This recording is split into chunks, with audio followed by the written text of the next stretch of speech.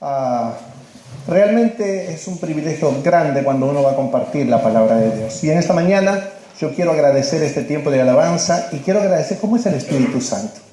Realmente prepara todas las cosas. Y el tanguito ese, después quiero la letra, fue la introducción perfecta. Dios sabe lo que hace para la porción de la palabra que vamos a meditar en esta mañana. Quiero que busquen por favor vuestras Biblias en Ageo, capítulo 1, y es cortito el capítulo 1, solo tiene 15 versículos. Voy a leer los 14 versículos que están ahí para que podamos entender el contexto, y me gustaría que hablemos en esta mañana lo más rápidamente que pueda, porque quiero después escuchar al pastor Volati. El tiempo ya pasa. Esto es gracia, porque mi tiempo de estar compartiendo la palabra ya pasó hace como una hora, creo.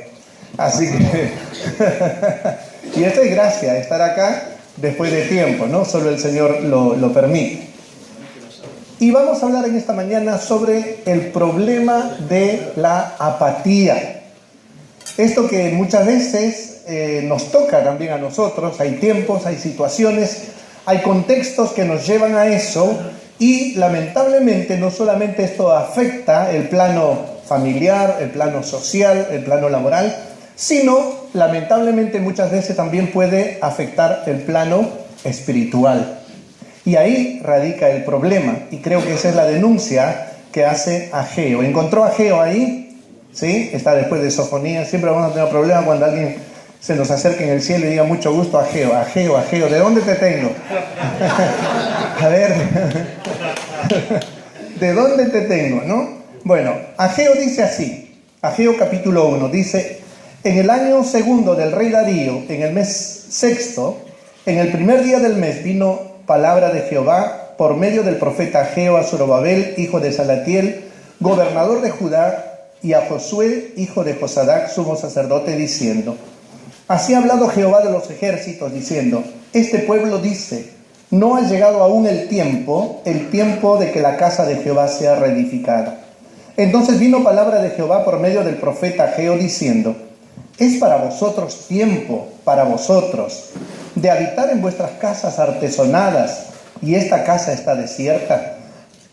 Pues así ha dicho Jehová de los ejércitos: meditad bien sobre vuestros caminos. Sembráis mucho y recogéis poco. Coméis y no os saciáis. Bebéis y no os quedáis satisfechos. Os vestís y no os calentáis. Y el que trabaja a jornal recibe su jornal en saco roto. Así ha dicho Jehová de los ejércitos, sobre el aceite y sobre todo lo que la tierra produce, sobre los hombres y sobre las bestias, y sobre todo trabajo de manos. Y oyó Zorobabel, hijo de Salatiel, y Josué, hijo de Josadac, sumo sacerdote, y todo el resto del pueblo, la voz de Jehová su Dios, y las palabras del profeta Ageo, como les había enviado Jehová su Dios, y temió el pueblo delante de Jehová. Entonces Ageo, enviado de Jehová, habló por mandato de Jehová al pueblo, diciendo: yo estoy con vosotros, dice Jehová. Y despertó Jehová el espíritu de Zorobabel, hijo de Salatiel, gobernador de Judá, y el espíritu de Josué, hijo de Josadac, sumo sacerdote, y el espíritu de todo el resto del pueblo, y vinieron y trabajaron en la casa de Jehová de los ejércitos, su Dios. Señor, gracias por este día, gracias por la vida. Bendice tu palabra para nosotros en esta mañana y háblanos a través de ella. Te lo pedimos en el nombre de nuestro Señor Jesucristo. Amén. Amén. Hermanos, no solo sin pasión, sino también sin deseo, sin sentir. Y de alguna manera nos está hablando de una especie de depresión, estar bajoneado, sin ganas de hacer nada. Dice también que esto puede ser conformidad con la situación, dejarse estar, impasibilidad de ánimo y también indolencia. Y sabe que la palabra de Dios llama mucho a esta actitud de indolencia de su pueblo, de sus hijos. Cuando de pronto llega a ser más importante las cosas de esta tierra y no las del reino de Dios. Cuando dejamos para atrás aquello que es el reino de Dios y su justicia y nos afanamos por aquello que Dios dijo que traerá por añadidura. La apatía en el trabajo distorsiona las prioridades, al mismo tiempo que atrofia la percepción y también promueve la inactividad. Qué tremendo es caer en la apatía, una especie de depresión. El problema de la apatía en Israel está claramente puesto aquí en uno de los versículos cuando dice, versículo 12 especialmente, aún no ha llegado el tiempo. Es una forma de postergar lo más importante, priorizando aquello que es banal. Es una forma de priorizar lo terrenal, sabiendo que, como dice Pedro, esto se queda y se quema y se deshace, pero dejamos de lado aquello que permanecerá para siempre. Dice la misma palabra, el cielo y la tierra van a pasar, pero mi palabra no va a pasar. Pero muchas veces desechamos la palabra y buscamos aquello que realmente, muchas gracias hermano, muy amable. El problema entonces de Israel era todavía no. ¿Vamos a arreglar la casa de Dios? Todavía no. ¿Vamos a ocuparnos de la obra de Dios? Todavía no. Aún no ha llegado el tiempo. Cuando este era el estado de ánimo de Israel, cuando realmente tal vez porque por inercia o por ignorancia no se habían dedicado a hacer las cosas de Dios. Acuérdense que este es uno de los libros post-exílicos. Y por lo tanto, después de 70 años de cautiverio, como lo dice el mismo profeta, después de 70 años de haber colgado las arpas en los sauces, no había adoración, no había alabanza, no había sacrificio, no había sacerdocio, no había enseñanza de la palabra de Dios. Entonces ahora el resultado de estas generaciones, y mucho cuidado hermanos, y especialmente nosotros que somos cabezas de hogar, líderes en nuestras iglesias, cuando abandonamos las cosas espirituales, estamos condenando a las siguientes generaciones a esta apatía espiritual. Después del regreso, Israel pensaba que habían otras cosas más importantes que la obra de Dios. En ese contexto, Dios envía entonces a su pueblo a dos profetas, a Ageo y a Zacarías, para que el pueblo sea sacudido por la palabra de Dios. Corría aproximadamente el año 520. El pueblo se había instalado. Habían tenido que hacer muchas cosas para reparar los muros, las puertas, sus casas, sus terrenos, etc. Pero habían dejado de lado el templo, la casa de Dios, la obra de Dios.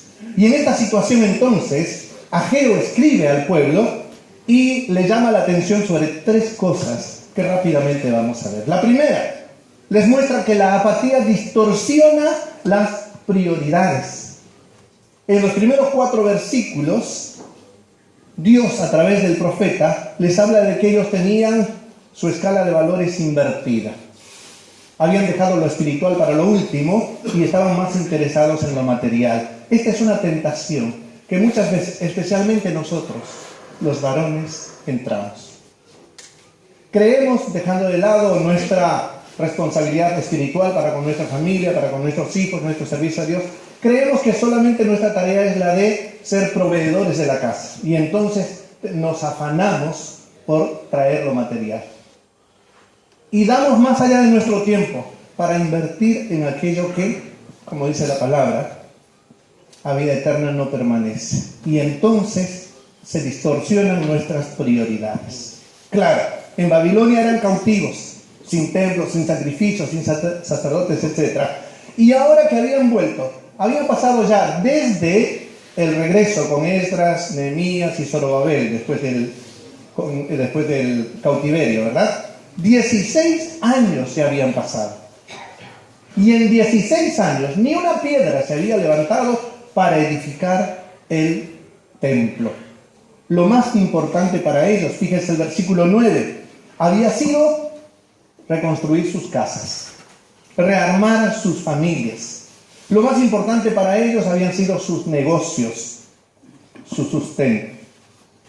Pero Dios llama su atención y les dice en el 9, buscáis mucho y halláis poco, y encerráis en casa, y yo lo disiparé de un soplo. ¿Por qué? Dice, porque cada uno de vosotros corre hacia su propia casa. Lo prioritario desde el principio, desde el Génesis y hasta el Apocalipsis, es la adoración a Dios. Romanos capítulo 1 dice que habiendo conocido a Dios no le dieron gloria. Ese es el error. Y el no dar gloria a Dios, el no reconocer a Dios lo primero en nuestra vida, hermanos, trae oscuridad a nuestra mente. Dice, su necio corazón fue entenebrecido. Y luego las prácticas que vienen a esto ya están fuera de la voluntad de Dios. Esa es la sociedad en la que estamos viviendo. Donde Romanos capítulo 1 denuncia, dice, aún sus prácticas dejaron el uso natural. Y hermanos, la situación que está viviendo nuestra sociedad es el resultado de no dar gloria a Dios, de no reconocerle como el primero en nuestra vida. Y a veces eso pasa también en el seno de nuestra iglesia. Como hombres de la iglesia tal vez estamos más interesados en lo material. Y lamentablemente esto va en desmedro de la vida espiritual. Lo prioritario era reconstruir el templo y adorar a Dios, y esto había sido dejado de lado. ¿Por qué? Porque la apatía distorsiona las prioridades. En segundo lugar, la apatía atrofia la percepción espiritual. Cuando mi escala de valores está cambiada, creo que lo malo es bueno y lo bueno es malo. Y ustedes saben, lo dice la palabra de Dios. Ese es el peligro al que muchas veces nosotros llegamos, aún dentro de las iglesias. Relativizamos el pecado. Está bien que la iglesia, antes, qué sé yo, la gente se divorciaba, abortaba, relaciones homosexuales, etc. Lamentablemente hoy por hoy esto está entrando muy subrepticiamente, a veces muy solapadamente, y a veces, hermanos, ya esto es abierto en algunas iglesias. ¿Por qué? Porque nuestra percepción espiritual se ha atrofiado. Entonces Dios llama a pensar, a meditar. Dios llama a detenernos un poco y, como dice Isaías, averiguar por las sendas antiguas. ¿Por qué? Porque hemos empezado a transitar las sendas de la, no solo modernidad, sino de la postmodernidad, y esto nos está alejando cada vez más y más de Dios. Como dice un autor muy leído en este tiempo, ¿no? Bauman. Hemos entrado en una sociedad líquida, donde lo sólido de los principios, de la familia, del buen concepto, de la buena moralidad está pasando, y hemos entrado en una liquidez donde todo está bien. O donde, como escribe aquel sociólogo y psicólogo norteamericano, ¿no? Hemos entrado en una ética situacional, Joseph Fletcher, donde no importa muchas veces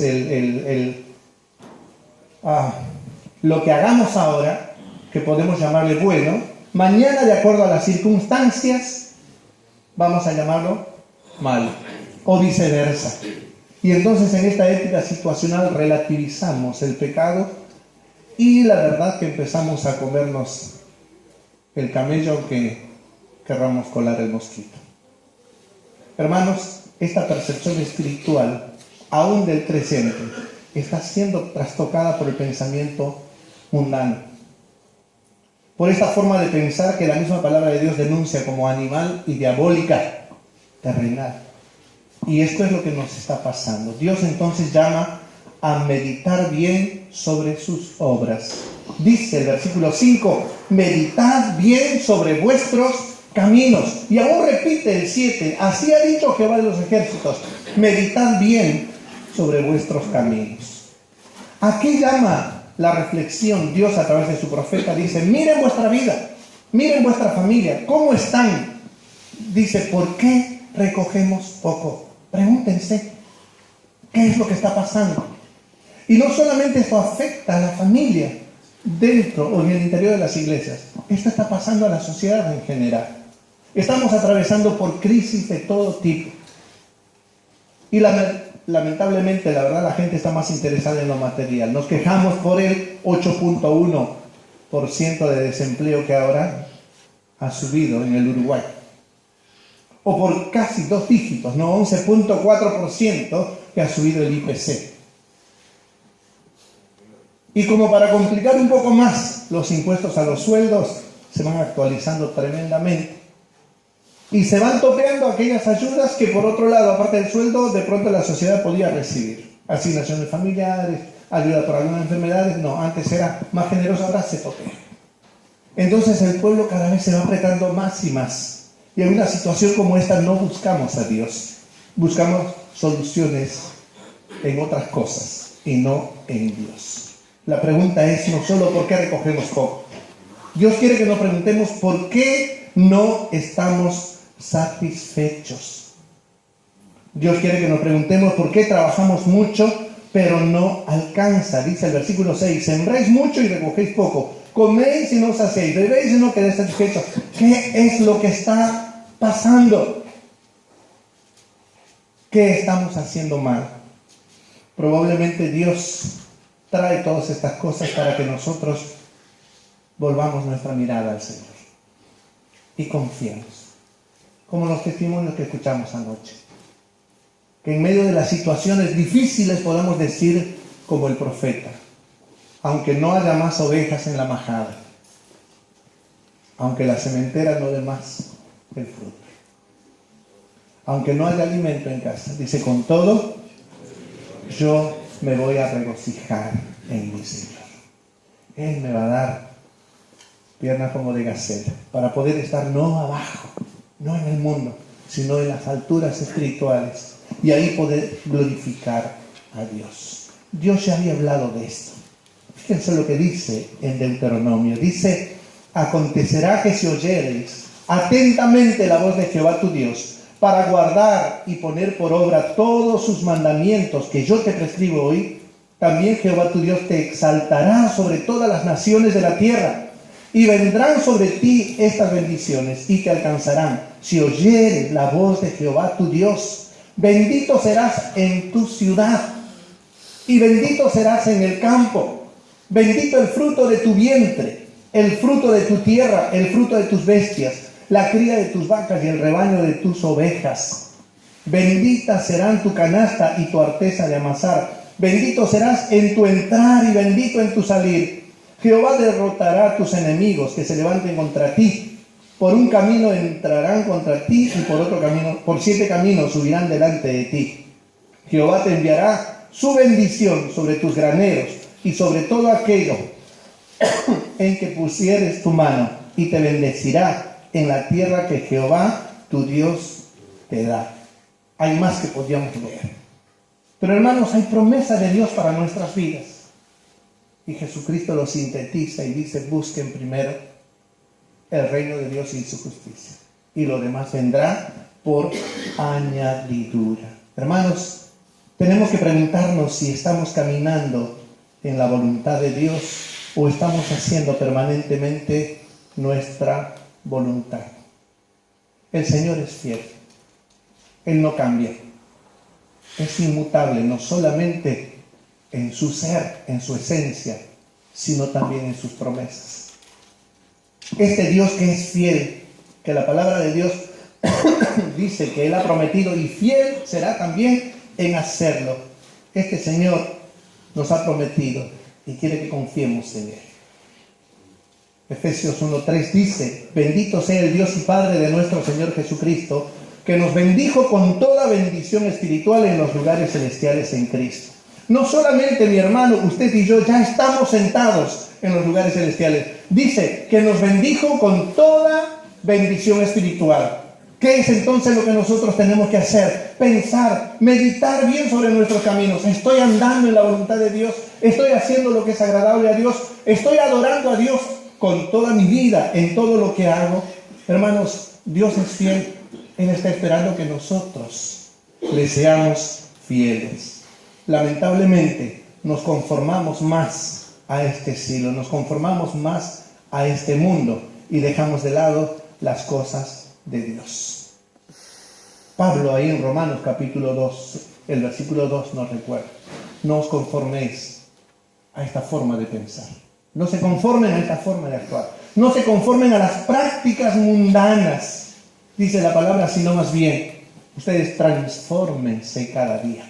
Renueven vuestro pensamiento, vuestra forma de pensar y vuestra forma de actuar. Haciendo esto, cada día ustedes van a comprobar que la voluntad de Dios sigue siendo buena, sigue siendo agradable, sigue siendo perfecta para nuestras vidas. Tengamos cuidado con esta apatía, que no solamente distorsiona las prioridades, sino también atrofia la percepción espiritual, pero también la apatía promueve inactividad. La apatía paraliza. La apatía hace que no te vengan ganas de ir al culto. La apatía hace que no pongas los dones que Dios te ha dado en sus manos para su gloria, para su servicio. Dice el pasaje que nosotros estamos revisando, los versículos 7 y 8. Así ha dicho Jehová, meditad bien sobre vuestros caminos. Subid al monte y traed madera y reedificad la casa y pondré en ella mi voluntad y seré glorificado. Así ha dicho Jehová de los ejércitos. Después de reflexionar, después de pensar, hay una sola conclusión a la que vamos a llegar. No es Dios el que está mal. Él no cambia. Somos nosotros los que tal vez o nos hemos alejado, o hemos dejado de creer en las promesas, o hemos empezado a confiar más en las cosas de este mundo y no en las promesas de Dios. Por eso el Señor dice otra vez, pensad en vuestra situación.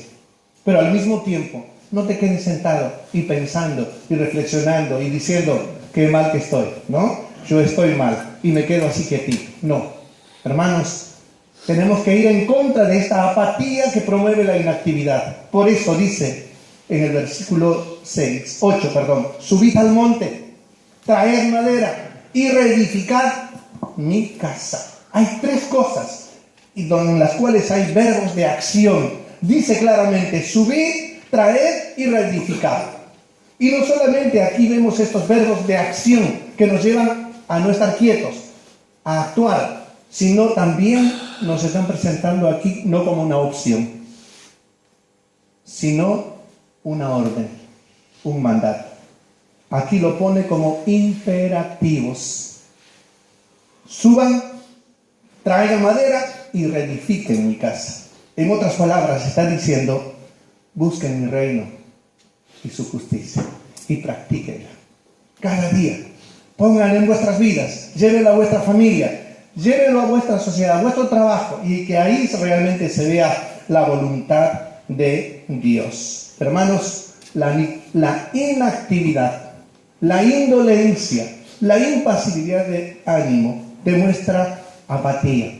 Por eso el Señor llama aquí, dice, esforzaos, corrijan vuestras prioridades, enfoquen bien vuestra percepción espiritual y pongan manos a la obra. Hermanos, alguien decía en estos días que muchas veces las mujeres nos llevan ventaja en aquello de servir al Señor, de dedicar un poco más de tiempo aún con todas las cosas que tienen que hacer en la casa, y siempre están adelante en las cosas del Señor, haciendo bien y estando tan ocupadas.